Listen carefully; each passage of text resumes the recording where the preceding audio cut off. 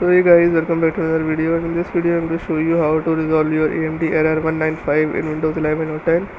So to do this, let's get started. First, what you need to do is get over to your Google Chrome or any browser you like and then search for AMD drivers download automatic utility.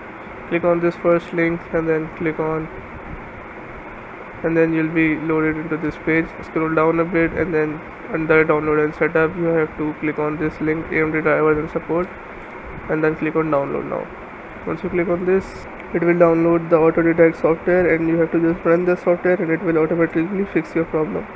Hopefully your problem solved, and if your problem still occurs, so make sure to comment down below so we can bring a detailed guide on this video. Alright, that's it for today's tutorial.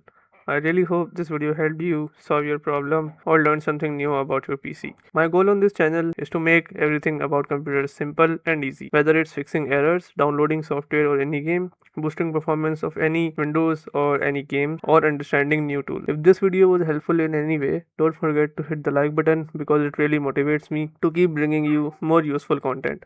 And if you're new here, make sure to subscribe and turn on the notification bell so you never miss any future tutorials, tips and PC fixes. Also, if you're facing any issues or have any questions related to computers, Windows, software or anything technical, drop them in the comments.